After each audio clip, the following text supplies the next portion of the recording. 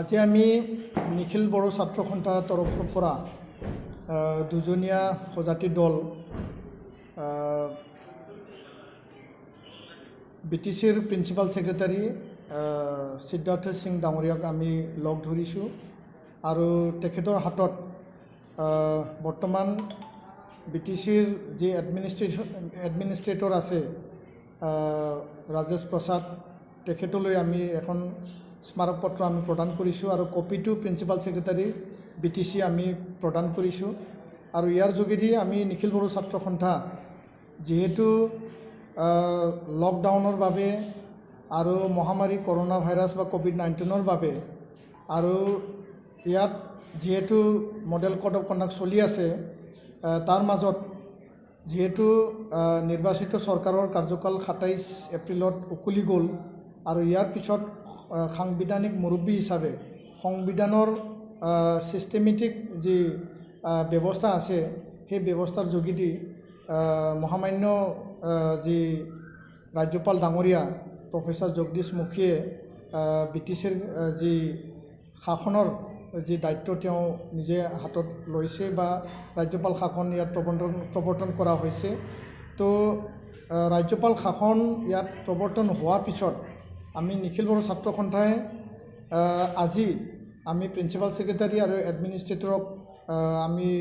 যি স্মাৰক পত্ৰ আমি প্ৰদান কৰিলোঁ ইয়াৰ যোগেদি আমি তেওঁলোকক আমি আহ্বান জনাইছোঁ যে আহি থকা দিনত যাতে ইয়াত এটা সুশাসন নিকা স্বচ্ছ এটা প্ৰশাসন আমি পাবলৈ সক্ষম হয় ৰাজ্যপাল শাসনৰ সময়ত যাতে সকলো স্তৰৰ নিম্নতম স্তৰৰ গাঁও অঞ্চলত চহৰ অঞ্চলত বা যিকোনো স্তৰত সকলো দিশৰ যিখিনি চৰকাৰী আঁচনিবিলাক স্কিমবিলাক চৰকাৰী যিখিনি প্ৰগ্ৰাম প্ৰজেক্টছ আছে সকলো যাতে নিয়াৰিকৈ সিস্টেমেটিক যাতে ইয়াত কাম কাজবিলাক হয় যাতে সবে ভাল এটা প্ৰশাসন পাব পাৰে আৰু আমি দাবী জনাইছোঁ যে BTADৰ 4খন যি জিলা আছে এই জিলাৰ আটাইকেইখন জিলা হেডকোৱাৰ্টাৰ আৰু সাব ডিভিজনত 4টা জিলা আৰু 2টা সাব ডিভিজনত এডমিনিষ্ট্ৰেটৰ আৰু প্ৰিন্সিপাল সেক্ৰেটাৰী ডাঙৰীয়াই দিব লাগে আৰু ভিজিট কৰি পেলাই ইয়াত যিখিনি উন্নয়নৰ কাম কাজ আৰু লগতে যিখিনি প্ৰশাসন বা ভাল এটা শাসন দিব লাগে সকলো স্তৰৰ ৰাজ্যক মহামাৰীৰ লগত যুঁজি থকা সময়ত যাতে তেওঁলোকে কোনো কাৰণতে কষ্ট নাপায় কোনো কাৰণতে তেওঁলোকে যাতে কষ্টত ভুগিব লগা নহয় যাতে সকলো কাম কাজ যেনেকুৱা আগতে চলি আছিল আহি থকা দিনতো যাতে ভালকৈ মানে চলাই লৈ যোৱাত কোনো অসুবিধাত নপৰে তো তাৰ কাৰণে আমি তেওঁলোকক 4খন জিলা আৰু 2টা যি সাব ডিভিজনত তাত ভিজিট কৰিবৰ কাৰণে আমি তেওঁলোকক আমি আহ্বান জনাইছোঁ এটা একশ্যন প্লান মানে তৈয়াৰ কৰি পেলাই এই ৰাজ্যপাল শাসনৰ সময়ত ৰাজ্যক যাতে উন্নয়নৰ দিশত লৈ যাব পাৰে সকলো কাম কাজ যাতে সময়মতে সম্পাদন হয় স্পিডি ডেভেলপমেণ্ট গুড এডমিনিষ্ট্ৰেশ্যন আৰু কৰাপশ্যন ফ্ৰী সেই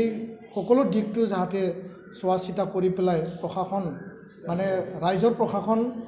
ৰাইজক দিয়াৰ কাৰণে তেওঁলোকে যাতে চেষ্টা কৰে ইয়াৰ কাৰণে আমি তেওঁলোকক দাবী জনাইছোঁ আৰু লগতে যেহেতু BTADৰ 4খন জিলাত যি কোভিড-19ৰ যি সংক্ৰমণ এইটো যোৱাকালিলৈকে নাছিল কিন্তু যোৱাকালি ৰাতি এটা বেয়া খবৰ আহিছে অসমৰ health minister doctor Himanta Biswa Sarma ডাঙৰীয়াই তেওঁ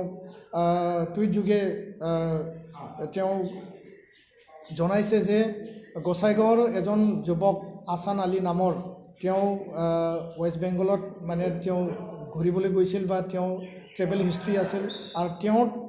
গাত কোভিড-19ৰ পজিটিভ কেছ পোৱা গৈছে আৰু ইয়াক লৈ BTADৰ 4খন জিলাত যেহেতু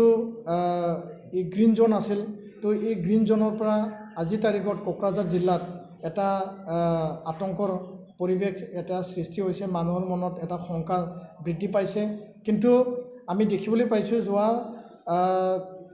4 মে'ৰ পৰা যি লকডাউন শিথিল কৰা হ'ল ইয়াত লকডাউনৰ প্ৰায় মানে নিয়মবিলাক যেহেতু যিখিনি ৰেষ্ট্ৰিকশ্যন দিছিল উঠাই লোৱা হ'ল লকডাউন শিথিল কৰা হ'ল তাৰপিছত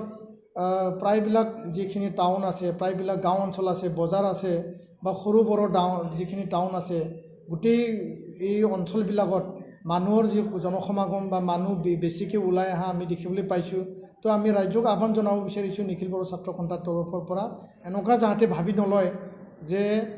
লকডাউন শিথিল কৰা হ'ল মানে কোভিড-19ৰ সংক্ৰমণ নাইকিয়া হৈ গ'লে এনেকুৱা কোনো কথা নাই। কাৰণ ইয়াৰ লগত আমি যুঁজিব লাগিব আৰু ইয়াৰ কাৰণে ৰাইজক সজাগ আৰু সতৰ্ক হৈ থাকিবলৈ আমি আহ্বান জনাইছোঁ। সামাজিক দূৰত্ব আমি বৰ্তাই ৰাখিব লাগিব, মানিব লাগিব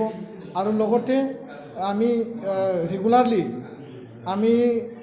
নিজৰ চাফ চিকুণ, হাত ধোৱা, চেনিটাইজ কৰা এই সকলো কামবিলাক আমি মানি চলিব লাগিব বা কৰিব লাগিব। তেতিয়াহে আমি কোভিড-19 বা কৰোণা ভাইৰাছৰ সংক্ৰমণৰ পৰা আমি বাচি থাকিব পাৰিম। অন্যথা আজি গোসাইগাঁৱত পাইছে, অহাকালি কোনোবা অন্য বেলেগ জিলাত পাব পাৰে, অন্য বেলেগ গাঁও বা অঞ্চলত বা টাউনত যেনেকুৱা মানুহবিলাক ওলাই আহিছে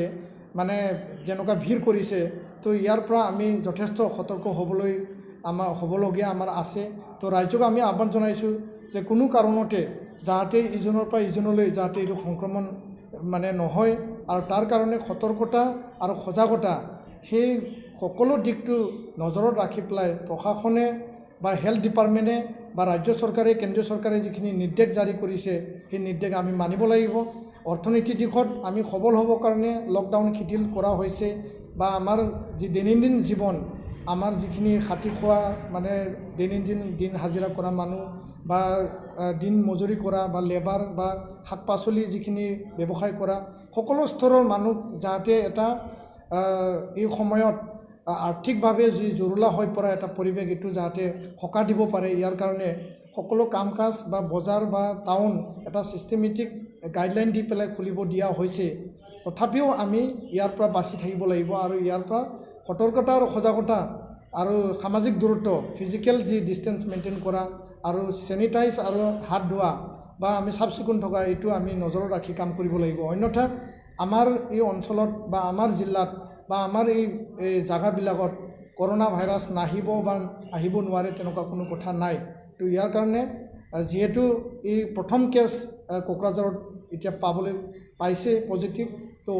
আহি থকা দিনত যাতে এই কেছটো কোনো কাৰণতে যাতে বাঢ়ি নাযায় বা আমি এইটো ইয়াতে যাতে বন্ধ কৰি ৰাখিব পাৰে, ইয়াৰ কাৰণে সকলো ৰাইজক বিনম্ৰভাৱে নিখিল বড়ো ছাত্ৰ সন্থাৰ পৰা আমি অনুৰোধ জনাইছোঁ যে গাইডলাইন আৰু চৰকাৰৰ নিৰ্দেশ আপোনালোকে মানি চলক।